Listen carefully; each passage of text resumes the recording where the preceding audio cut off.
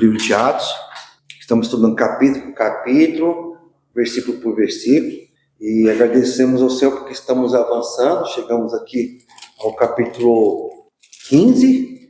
O livro de Atos tem, deixa eu conferir aqui, para não falar besteira, 28 capítulos, né? Então a gente está avançando, agora a gente está chegando lá, tá bom? Então eu vou ler aqui do versículo 19 ao 20, só para a gente relembrar, a gente dar continuidade, tá? Então aqui, Atos capítulo 14, do versículo 19 ao versículo 20, diz o seguinte: sobrevieram, porém, judeus de Antioquia e Icônio, e instigando as multidões e apedrejando a Paulo, arrastaram-no para fora da cidade, dando-o por morto.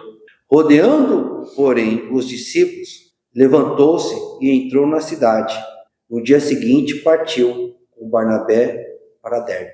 Então, foi comentado pelo nosso irmão Paulinho, né, que ele já escutou que algumas pessoas acreditam dizem que o apóstolo Paulo teria morrido e foi ressuscitado. Bom, a Bíblia fala que dando-o por morto, acharam que ele estava morto, né? Mas seja ele esteja morto ou não, né, foi um milagre, porque para a pessoa levar tanta pedrada assim, com a população, e no dia seguinte levantar, você fica, que eu comentei na aula passada, para mim, é que se acontecesse no mínimo é um mês na UTI, se acontecesse uma coisa dessa. Foi um milagre, né? Foi um milagre, tá? E assim, ele levantou e foi para Derbe ali e continuou anunciando a palavra de Deus. Então, você vê aquele empenho mesmo do apóstolo Paulo junto com Barnabé, não se deixar intimidar, porque quando a gente começa a fazer a obra do Senhor, e muitas vezes vem uma oposição, muita gente corre o risco de falar, a gente avançou demais, desanima, mas parece que não, parece que os irmãos ali do primeiro século, quanto mais batia neles, mais eles iam para cima, eles não se deixavam intimidar, né? Era que nem massa de bolo, quanto mais bate, mais ficava melhor, né? Então eles não se deixavam intimidar, não. Então, versículo 21 ao versículo 28, alguém poderia fazer leitura para ajudar? Ajudar, irmão, senão vocês vão ficar só me ouvindo aqui. Eu vou ler tudo, vou falar tudo, não é tão legal, entendeu? Então, quem puder fazer leitura 21, 28, por favor, tá? Eles pregaram as boas novas naquela cidade e fizeram muitos. Então voltaram para Listra, Icônio e Antioquia, fortalecendo os discípulos e encorajando-os a permanecer na fé, dizendo: é necessário que passemos por muitas tribulações para entrarmos no reino de Deus. Paulo e Barnabé designaram-lhes presbíteros em cada igreja, tendo orado e jejuado. Eles os encomendaram ao Senhor em que haviam confiado. Passando pela Pisídia, chegaram a Pamfília, e tendo pregado a palavra em Perge, desceram para Atalia. De Atalia navegaram de volta para Antioquia, onde tinham sido recomendadas a graça de Deus, para a missão que agora haviam completado. Chegando ali, reuniram a igreja e relataram tudo o que Deus tinha feito por meio deles, e como abrir a porta da fé aos gentios. E ficaram ali muito tempo com os discípulos. Obrigado, irmão. Então, a Bíblia fala que eles foram para Derbe, que objetivo? Versículo 21. Tendo anunciado o evangelho naquela cidade e feito muitos discípulos, voltaram para Listra, Icônio e Antioquia. Essa Antioquia não é aquela Antioquia perto do território de Israel, que era onde o apóstolo Paulo e Barnabé congregavam. Você lembra que foi lá naquela Antioquia, perto da terra de Israel, que os irmãos foram chamados pela primeira vez de cristãos, que Barnabé e Paulo começou a congregar ali, e tinha aquele grupo lá de profetas e pregadores, tá? Essa Antioquia é lá para o lado da Ásia Menor, tá bom? Mas a oeste da terra de Israel, que eles viajaram de barco foram para lá.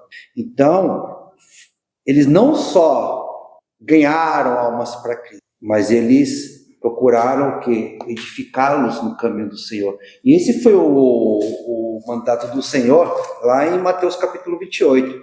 eu vou abrir lá rapidinho, marquem aí Atos capítulo 14, irmãos, que a gente vai voltar, é só para fazer uma rápida referência, uma palavra que todos vocês conhecem, todos vocês conhecem de cor e salteado, mas vale a pena sempre relembrar a grande comissão do nosso Senhor Jesus Cristo, Mateus capítulo 28, as últimas palavras de Jesus aqui, enquanto ele estava aqui na terra, porque Jesus continuou falando com a sua igreja por meio do Espírito Santo.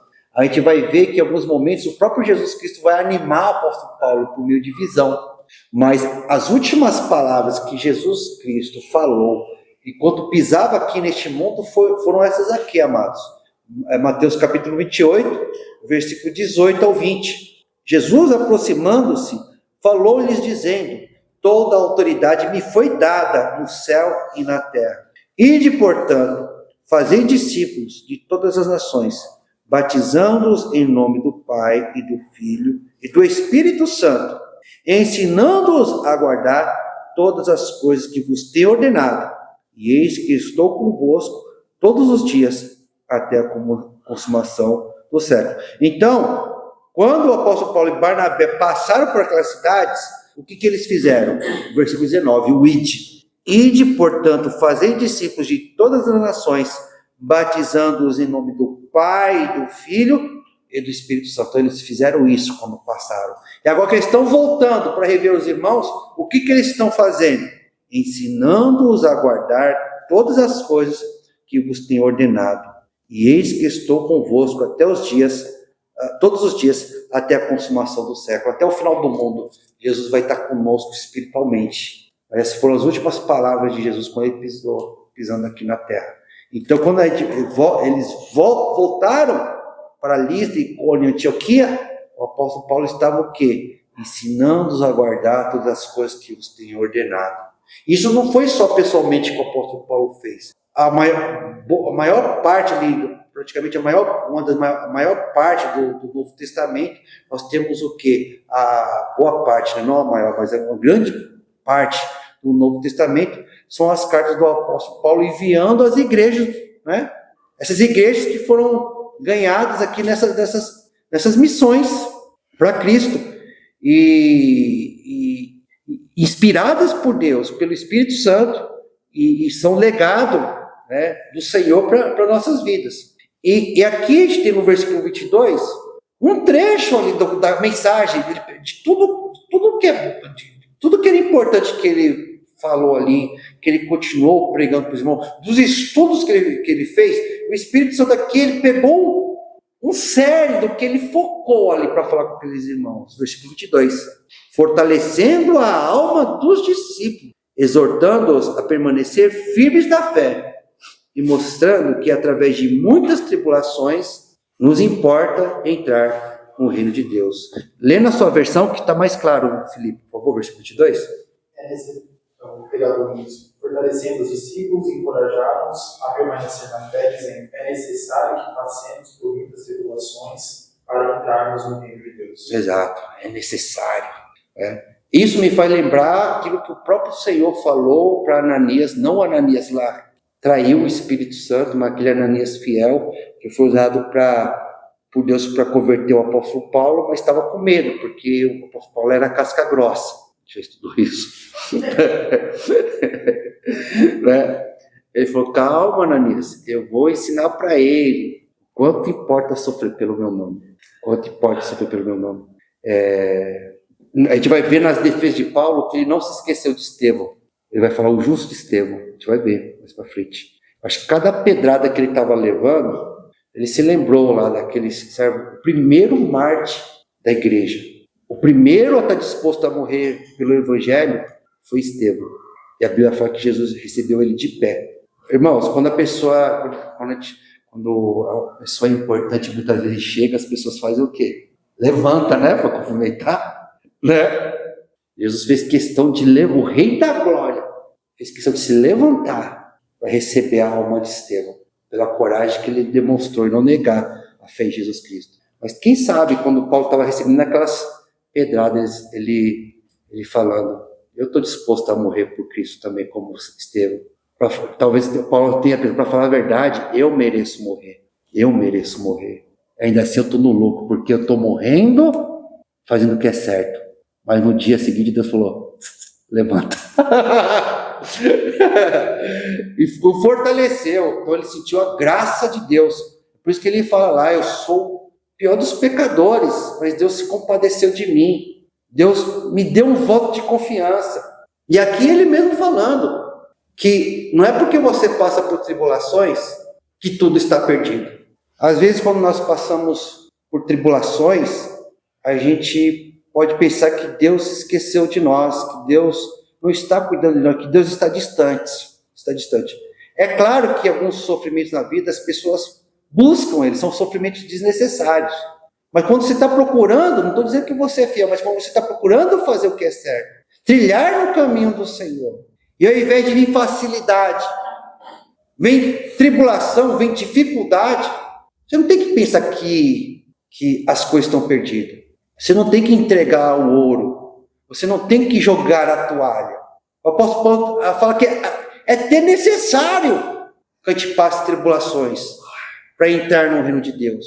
Porque são justamente essas tribulações, essas provações que revelam a profundidade da nossa aliança com Deus. E na parábola do semeador, a Bíblia diz que a semente que foi plantada num solo rochoso, ela secou em meio ao calor do sol que representa as tribulações, porque elas não tinham raiz em si mesmas. Ou seja, elas não tinham um compromisso profundo. E quando veio a provação, se afastaram. Agora, você passou por tantas coisas, até quedas. Algumas vezes você até falhou. Mas você não abandonou o Senhor, você se levantou e continuou a estar com Cristo. Isso tem demonstrado que a sua aliança com o Senhor é algo profundo, não é algo superficial.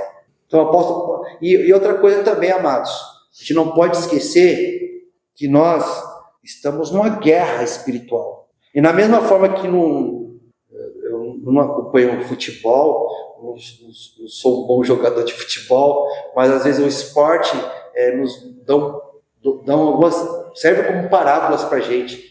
Mas aquele jogador que causa problema pro time adversário vai ser marcado. Vão tentar parar aquele jogador.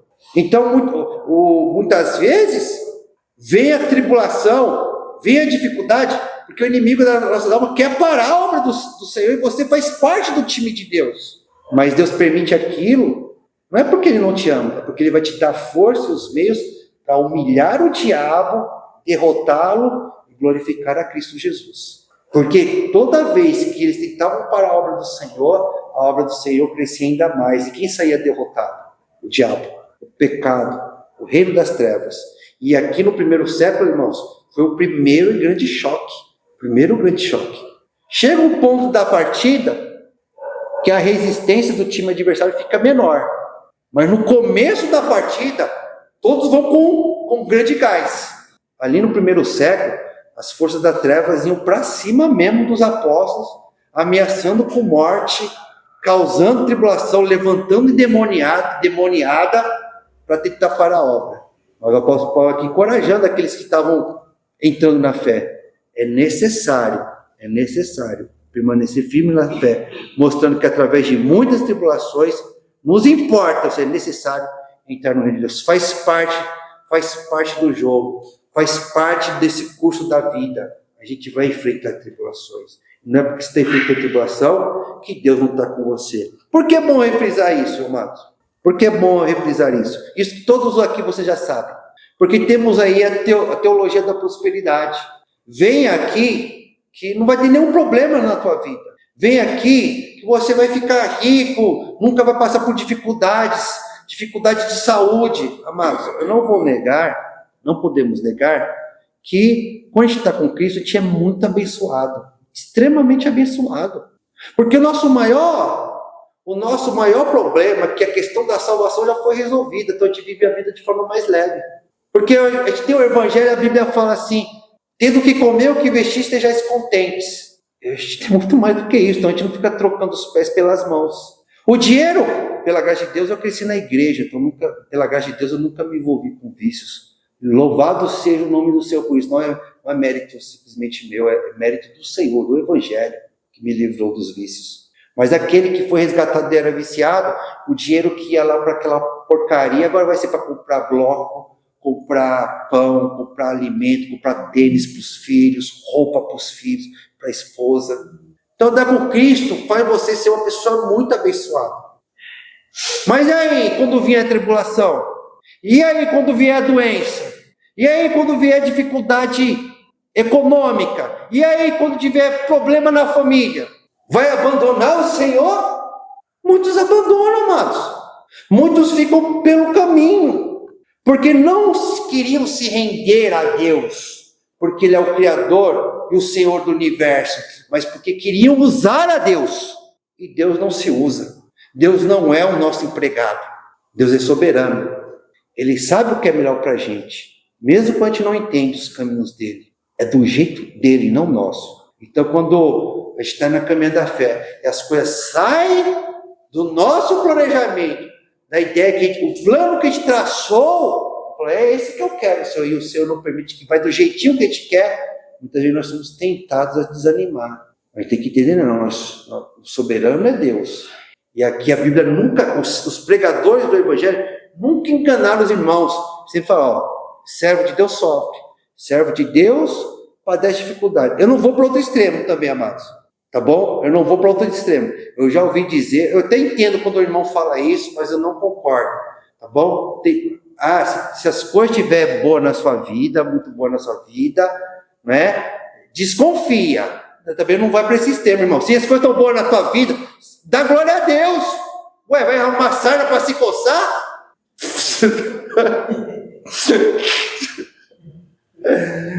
Você não vai querer sofrer à toa, ser infeliz, só para mostrar que você é um cristão fiel, não. Se as coisas estão bem, se as coisas não estão passando por dificuldade, dá glória a Deus. Mas quando se acaso a dificuldade vir, mas ore para que não venha. Mas se vir, glorifique a Deus na dificuldade. Porque o servo de Deus tem que saber viver em toda e qualquer situação. O apóstolo Paulo falou, você está sem ser exaltado e sem ser humilhado. Eu sei passar por períodos de abundância como de escassez. Tudo posso naquele que me fortalece. Algum irmão ou irmã tem algum comentário? Fica à vontade, viu? Eu estava lembrando, Deus disse tudo da graça. Exato. Mas também ele disse que teve de abundância. Se a gente está bem, dá glória a Deus. Porque a gente está buscando também Ele está nos abençoando. Então, não é para a gente também ficar triste, andar na cara abatida. Exato. Dá glória a Ele. Com certeza. Porque Ele é o dono de tudo. Exato. Bem, ótimo comentário, irmão. E aqui também, aqui, irmão, fortalecendo no 22, né? A alma dos discípulos. Que bom, né? A gente tem um Deus que nos fortalece. Fortalecer a alma é uma coisa tão espiritual, né, irmão? É uma coisa que vem dentro do divino. Com certeza. É uma coisa que vem de Deus. Fortalecendo a alma dos discípulos. Amém. Né? Ali ele vai fortalecendo a cada um. Da mesma forma, ele fortalece a gente também. Com certeza. Né? Ele nos dá a vida em abundância. Ele nos deu o fogo de vida. Ele nos dá o amor dele. Só basta a gente buscar. Com certeza. Só basta a gente lutar. E ele sabe do que a gente está fazendo. Com certeza. Ele sabe do que nós necessitamos. Ele sabe do que nós precisamos. Mas muitas das vezes, como o irmão falou, se larga as coisas do mundo, vai sobrar o dinheiro para comprar uma roupa melhor, vai sobrar para comprar uma coisa melhor para o filho, vai comprar um terreno, vai construir um lar, vai pagar aluguel. Então, tudo isso é Deus que está atribuindo na vida da gente. Eu fui criado, irmão, você sabe da minha história. Não vou nem falar. Mas fui criado num lugar que eu não tinha nada. Nada. Eu confiava na lenha, eu ficava de lenha, meu pai, meu irmão, minha mãe. E hoje eu tenho um lar. Foi Deus que me deu. Amém. Porque Ele é bom. Eu pedi tanto. E eu já fiquei doente, já cheguei a murmurar até. E eu pedi perdão para Ele. Porque eu pedi, Ele me deu. Então eu tenho que cuidar daquilo ali. Porque foi Ele que me deu. Eu não tive a sabedoria na época. Eu estava doente. Mas foi Deus que me deu. Hoje Ele me deu a saúde. De volta. Glória a Deus. Né? Então é isso que Deus quer pra gente. É isso que Deus quer da gente, é a perseverança dele, a obediência, o amor, o respeito e carregar o nome dele. Amém. Amém. É isso que Deus quer, né? Hoje eu passei uma alegria muito grande, porque todos nós viemos de lá e nós temos nossos lares, todos. E o Leonardo ele não tinha, mas Deus preparou para ele, né? Deus já tinha preparado lá para ele e hoje ele recebeu. Então é bênção do Senhor, é glória do Senhor. A gente tem que se alegrar com as coisas que Deus... Mas se vier a doença, se vier a escassez, em tudo dá graça. Então eu falo para o Sérgio, eu tenho, Sérgio, a capacidade hoje de, se Deus tirar o que eu tenho, eu vou estar da mesma forma, fazendo o que eu fazia. Posso não ter a mesma força, né? Mas algumas coisas eu ainda tenho. Porque é assim que Deus quer a gente lutar, né? E aqui quando ele diz, fortalece a sua alma, eu achei muito lindo, muito lindo. Então Deus fortalece sim a nossa alma. Ótimo. Fortaleceu os discípulos, fortalece a nossa alma. Ótimo. Obrigada. Isso. Mais algum comentário? Até o versículo 22. Tem uma coisa interessante aqui, amados, no versículo 23, ó. E promovendo-lhes em cada igreja a eleição de presbíteros, depois de orar com jejuns, os encomendaram ao Senhor e que haviam crido. É bonito esse finalzinho, encomendaram ao Senhor, que ele entregou eles nas mãos do Senhor, a quem eles haviam crido. Isso é muito bonito, né? Porque eles não iam poder estar ali, o apóstolo Paulo e Barnabé, não iam poder estar com eles ali o tempo todo para ajudá-los. Eles fizeram a parte deles com fé, oraram com jejuns, e depois a Bíblia fala que os encomendaram a eles, ao Senhor, entregou eles nas mãos de Deus. Muito bonito. A gente não vai estar todo o tempo, irmãos, na cola dos nossos irmãos, mas a gente tem que entender isso. A gente tem que congregar, tem que procurar estar mais com o povo de Deus, mas nem todos os momentos eu vou ter um cristão do meu lado, nem todos os momentos eu vou estar do lado dos meus filhos. Pode ser que vai chegar o dia que Deus vai me levar e eles vão continuar, né? Pelo menos é o curso normal da vida, né? Às vezes os filhos vão antes dos pais, mas eu espero em Deus que eu vá primeiro, né? Porque é o curso natural da vida, não é? Mas eu quero encomendá-los ao Senhor. E, melhor, que seja, continuando a frase, a quem eles creram. Tomara que eles continuem confiando no Senhor, né? Porque esse é o segredo da vitória. Agora, o que me chamou a atenção quando eu estava lendo aqui, depois de orar com Jesus, o apóstolo Paulo tinha o costume de orar e jejuar. Isso me chama a atenção, irmãos, porque eu confesso que eu não tenho tanto costume de jejuar.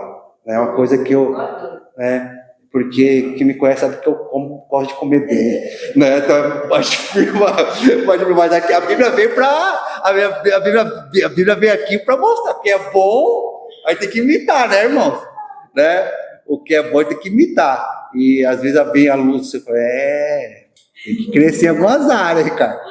Aí quando eu leio essa parte aqui, ó, Ricardo, você não gosta muito de jejuar, não, né? Mas ó, os apóstolos aqui, orando, né? Orando, e fizeram questão de jejuar pelos irmãos, né? Fizeram questão de jejuar pelos irmãos. Irmão, jejuar para mim é difícil, entendeu?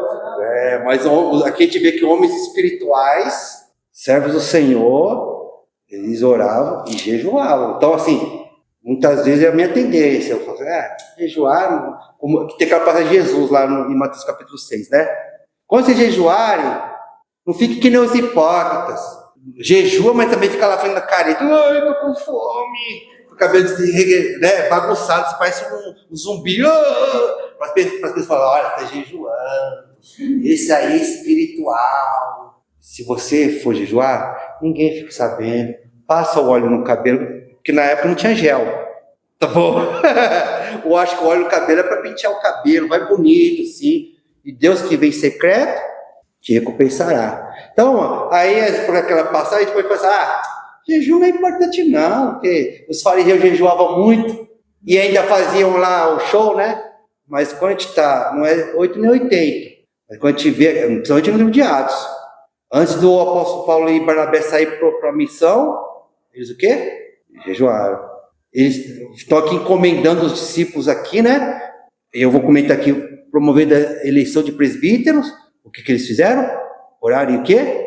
Jejuaram. A gente vai ver mais para frente. Então isso aí para mim é ó, Ricardo, né? Vamos melhorar um pouco nisso aí. E assim, muitas vezes eu jejuo, irmãos, quando as coisas ficam muito críticas. E muitas vezes a gente vê isso na Bíblia. Quando as coisas ficam realmente críticas, as pessoas jejuavam. Esther, né? O povo de Deus está quase morrendo lá. Eu vou encarar lá o rei, mas faço o povo jejuar. Né? Mas aqui a coisa não tinha ficado ainda crítica, né? Aqui. Ele foi fortalecer os irmãos. Ele não esperou a situação ficar crítica para jejuar. Então tem que avançar nessa área. Quando eu às vezes que eu me lembro que jejuei, e não foram muitas, eu falo isso com vergonha, tá bom? Não é com orgulho, não, é com vergonha. Eu jejuei quando as situações ficaram críticas, né? Mas assim, essa busca de espiritualidade, né? De intercessão pelos irmãos, eu confesso que quando eu li essa passagem aqui, ô Ricardo, tem alguma coisa aí que não está batendo com o evangelho não, né? E bom é isso, né, amados? A gente estudar a palavra e ela mostra homens de Deus espirituais que buscam uma conexão maior com o seu jejum, tá? Então agora, eleições de presbíteros, fala aqui, né? Fortalecendo, fala aqui o versículo, promovendo em cada igreja a eleição de presbíteros. Lá no capítulo 20, rapidinho, a gente vai estudar isso com mais calma, fala o seguinte, ó, Atos capítulo 20, versículo 17, fala o seguinte, Atos capítulo 20, versículo 17, diz o seguinte, o apóstolo Paulo, né, fala o seguinte, Atos 20, 17, de Mileto mandou a Éfeso chamar os presbíteros da igreja. Então lá, o apóstolo Paulo estava em Mileto e mandou os presbíteros de Éfeso, né, irem para lá. Então o apóstolo Paulo está falando agora com os presbíteros de Éfeso.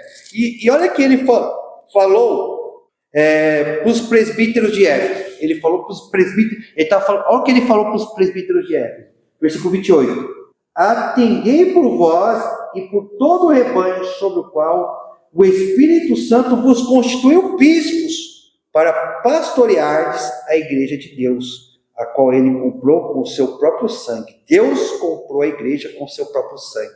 Ou seja, Deus derramou seu sangue, Jesus é Deus. Mas o que me chama a atenção é que ele chama os presbíteros da igreja de Éfeso de bispo. Bispo por quê? Para pastorear a igreja. Então, quem pastoreia é o quê? Pastor. Então, a gente vê que a palavra presbítero, bispo e pastor, elas são meio que sinônimos. Tá bom? São palavras diferentes para se referir ao mesmo grupo de pessoas. Mas cada uma dessas palavras, ela destaca aspectos desses líderes que vão ter na igreja. Presbítero significa em grego ancião. E isso mostra que, como lá em 2 Timóteo, como 1 Timóteo ensina, que a pessoa para exercer esse papel de liderança da igreja não pode ser um novo convertido. Tem que ser uma pessoa que já está há um tempo no caminho de Deus. Então, é um ancião. Bispo, a palavra bispo em grego, episcopos, significa supervisor. Então, o papel deles é supervisionar também os irmãos, olhar para o conjunto e pastorear, porque eles têm que ter uma função de guiar o rebanho no caminho de Deus. Ou seja, eles têm que proteger das ameaças internas e externas, somente externas, os lobos, e alimentar. Então, tem um ministério da palavra, da pregação da palavra. Tá? O mundo religioso deturpou esse sentido que a gente vê aqui em Atos capítulo 20. Eles colocaram assim, o presbítero como se fosse cargos diferentes, né? O presbítero inferior ao pastor, o pastor inferior ao bispo. É como se fosse uma hierarquia. Mas quando a gente está estudando o Novo Testamento, a gente não vê isso.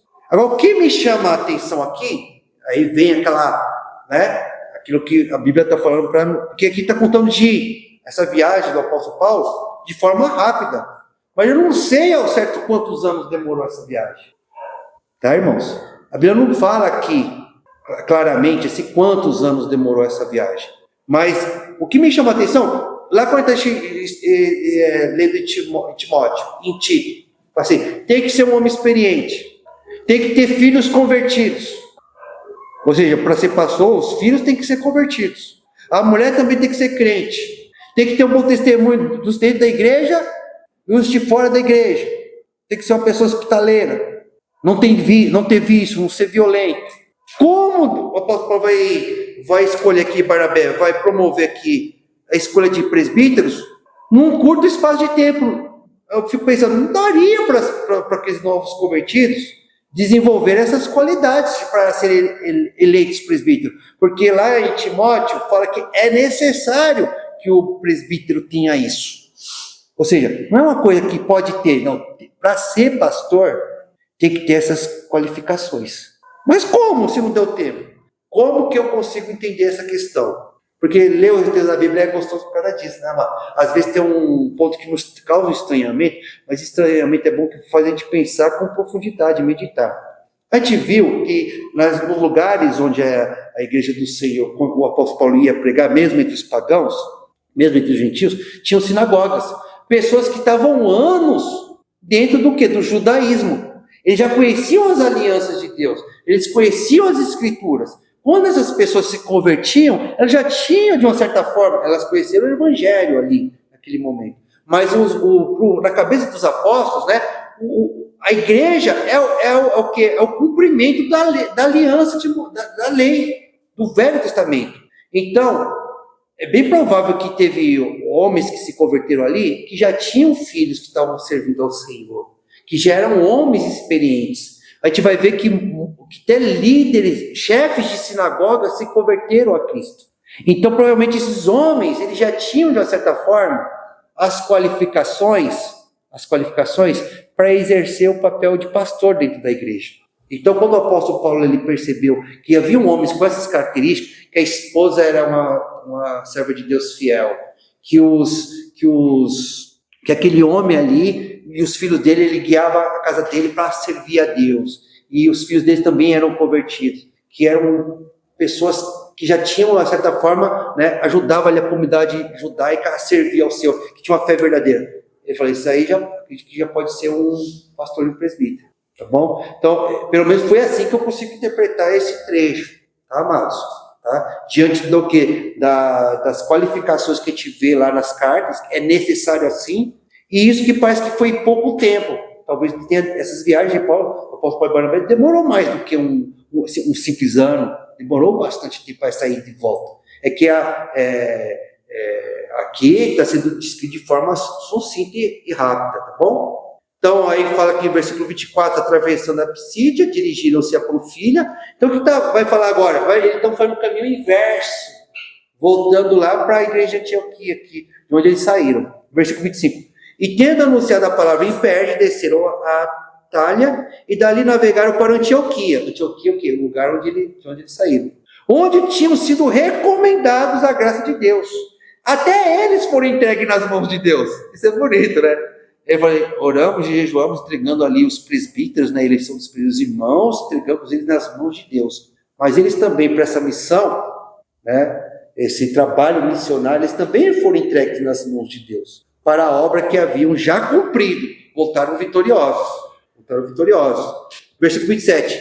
Ali chegados, reunida a igreja, relataram quantas coisas fizeram Deus com eles e como abrir aos gentios a porta da fé. Então, tudo isso que a gente está lendo aqui, amados, esses milagres, as tribulações, o agir de Deus ali, as conversões, eles relataram para os irmãos quando voltaram. Imagine na igreja como se sentiu fortalecido, com o evangelho se espalhando pelo mundo, e permaneceram ali não pouco tempo com os discípulos. Aí, fala quantos anos tem aqui? Está sendo contado de forma, se fosse escrever ano por ano, irmão, quanta coisa acontece no mês. Imagina se você for escrever tudo. Não, você escreve o que é mais importante ali para a narrativa. Então, e não permaneceram não pouco tempo com os discípulos, isso aqui pode significar que anos. Mais para frente, lá quando estiver falando da igreja de Éfeso, vai falar quanto tempo o apóstolo Paulo ficou, quase 3 anos. Ele mesmo vai falar que ficou quase 3 anos. Mas nessa primeira viagem não fala quanto tempo, claramente quanto tempo.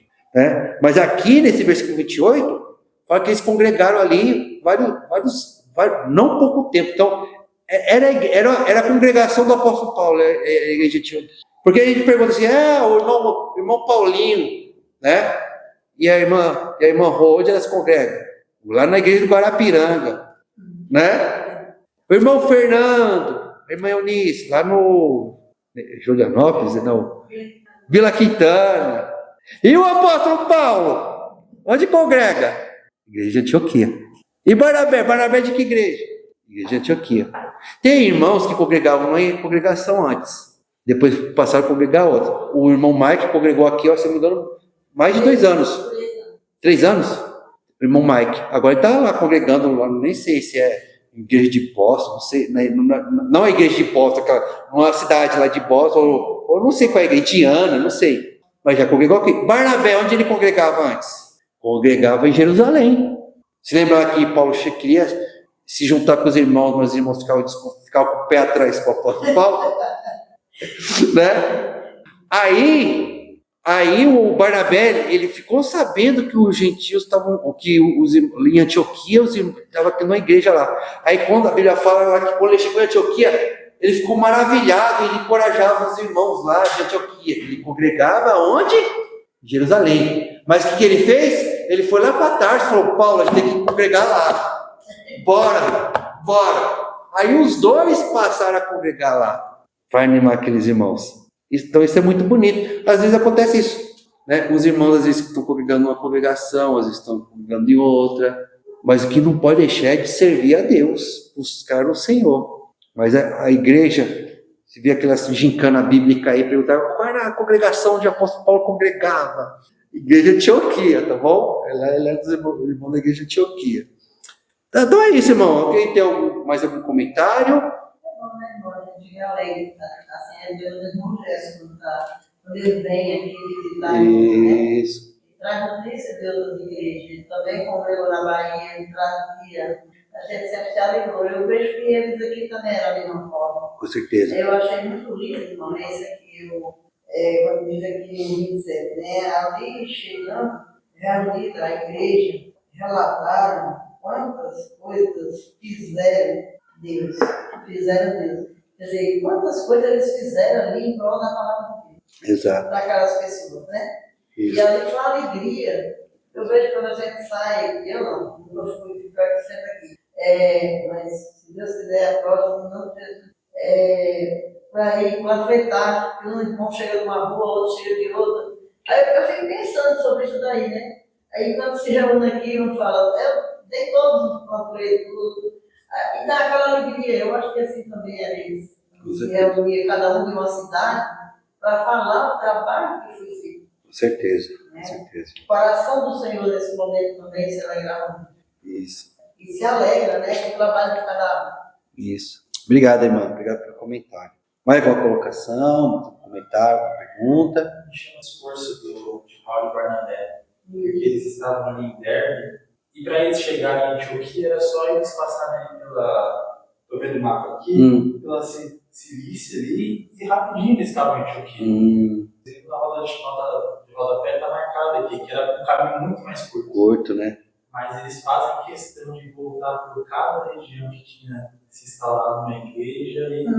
Exato. Então, a gente vê o esforço deles de, inclusive o outro ponto que comentou, né, de Paulo e Barnabé, eles foram enviados de Antioquia, e quando eles foram enviados também foi feito jejum e oração. Exato. Então eles permanecem com esse amor que também foi demonstrado por eles.